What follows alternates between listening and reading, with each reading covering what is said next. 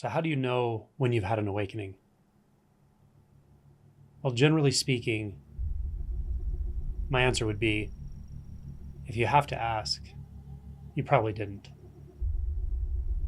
In my experience, it's more common that people have conceptualized awakening or mistaken shifts in perception or experiences for a true shift in identity. This doesn't mean that awakening is exceptionally rare.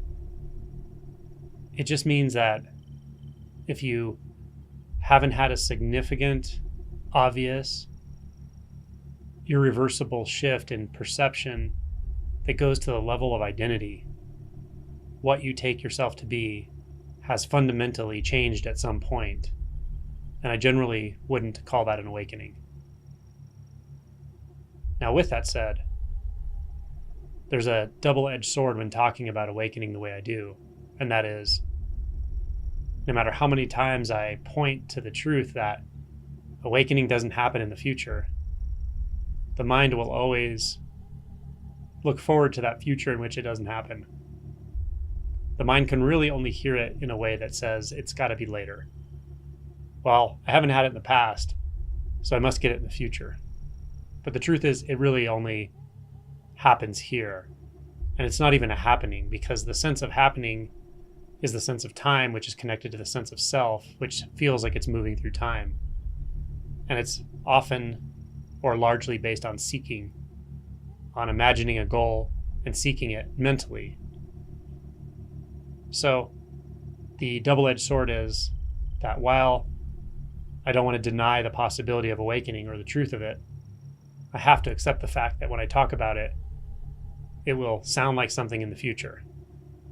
So what I notice is that if I talk to a group of people who have read my book, even though I've pointed out multiple times in the book it's not going to happen later, or it's not an event, many of the questions I get will be, well, how do I know when it's going to happen? Or when will it happen? Or how long does it take? Or they'll preface a question by saying, well, I haven't had an awakening yet, but. So these statements sort of tell me that the attention in that moment is still in that sense of a doer moving through time, the one that's hoping something will happen to it, which of course is fine. But when a question from that space is asked about awakening, then I'm far more inclined to point to what's right here than to give more fuel for the seeking mind by saying, well, this is how you get there, or this is how you know if it happened, etc. These kinds of questions are fuel for the seeking mind. Whereas a pointing to right here, looking at who or what is asking that question. And if you don't know, then stop there in the I don't know and just rest. Stay there, don't move. That's usually my pointing. That's my way of traversing this. So while I do make videos about awakening, and while I did write a book about awakening, and while it does actually occur, it doesn't occur in time. It's a stopping of something that seems to be moving through time. And then the truth of reality hits you over the head, presents itself. But even that sounds like an event. It's actually presenting itself right now. So my pointing is always right now, no matter what it sounds like I'm pointing to or how I'm pointing. When I'm working with someone one-on-one directly and they feel too attached to awakening as an event, the way they're talking about it or perceiving it, I'm always far more inclined to point to what they're experiencing right now. What's underlying that need to know? What's underlying that feeling of, well, it can't be right here, so it must be in the future, so how do I get to it? Is it doubt? So let's feel the doubt. Is it a lack of trust in yourself or your intuition? Let's look there. Does that make sense? So when I'm working with someone one-on-one, my pointing really isn't oriented to whether they perceive themselves to have had an event called awakening or not. I don't really care usually.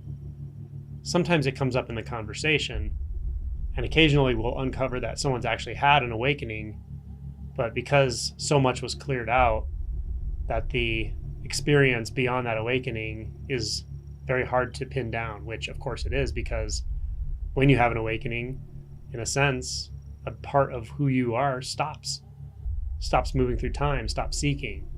So it can be challenging to even recognize that something happened. But when it's happening, when you go through this, when it's unfolding, it's usually quite obvious. You may not even give it the term awakening, but it's a very obvious fundamental transformation in the way you experience yourself, the way you experience reality, the way you experience seeking, and the way you experience thoughts. So ultimately, that's the key, is a very distinct shift or transformation in what you take yourself to be. Now, if you don't know, or if your mind is constantly going, well, is it this or that? Is it like this or is it like that? That is not a sense of I am. It's not the sense of pure being. It's not awake nature. That's a thought, right? That's the fluctuation of the mind going, well, how about this? How about that? How about this? So awakening is to see that none of that actually refers back to what you are. None of that refers back to what's actually real. And that's thoroughly obvious. You might get caught in a thought here and there, but ultimately the realization is none of those thoughts define what I am at all. Those thoughts don't define reality. So from that place, it's reasonably obvious that whether or not an awakening has occurred, it doesn't actually matter. Because what's here is the most obvious. Whatever needs to be clarified, discovered, uncovered, worked through is all right here, always. So from that place, it's reasonably uncommon that somebody's wondering about when I'm going to have an awakening, whether I've had an awakening. But again, the mind is very flexible and it can occasionally get tangled up in that sort of thing, even if someone has had that shift. But as I said at the beginning, the most common situation is someone has not had that shift, but has had experiences and mistaken them for a transformation in identity. Now, I can give a few more specifics, but again, these are relative. They're not always like this. Typically, an experience, even a mind-blowing, earth-shattering, mystical experience, will last hours to maybe a couple of days. And then when it goes, nothing has changed fundamentally about how you experience yourself. You might reflect back on that and think there's more to reality than you thought before, but a fundamental shift in how you experience everything hasn't occurred. And often it feels like you can't get back to it. It feels very closed off to you suddenly, that experience. So from there, you can start to investigate in a more direct way your identity, or you can continue to chase experiences.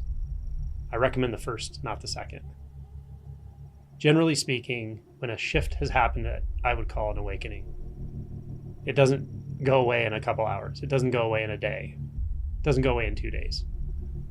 The honeymoon period, which feels like flow, something more real than what you've taken to be real up until this point in your life.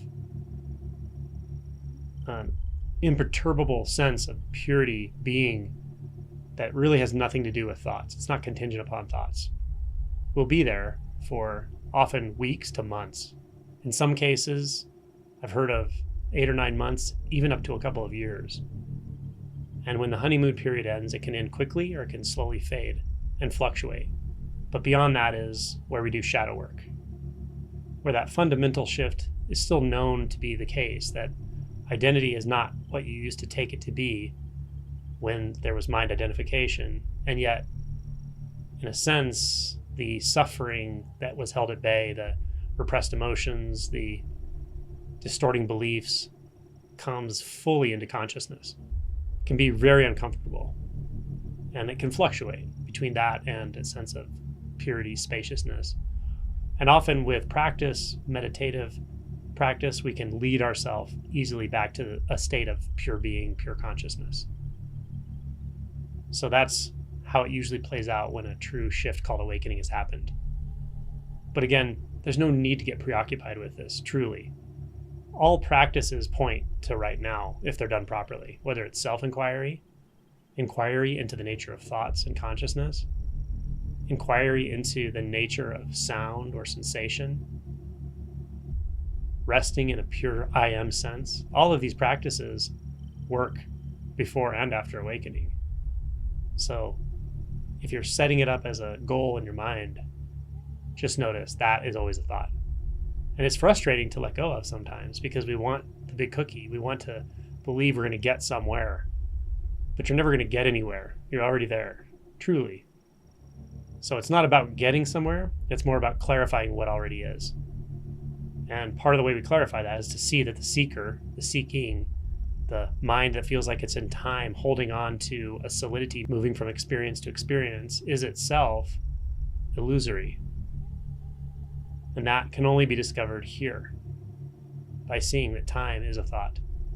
Seeking is a thought. A goal is a thought. An event is a thought. What's here that's not a thought? What's here that's not a goal, not an event? What's here that you can't think about, but you don't have to think about because it's primary to thought, fundamental to thinking? Look there.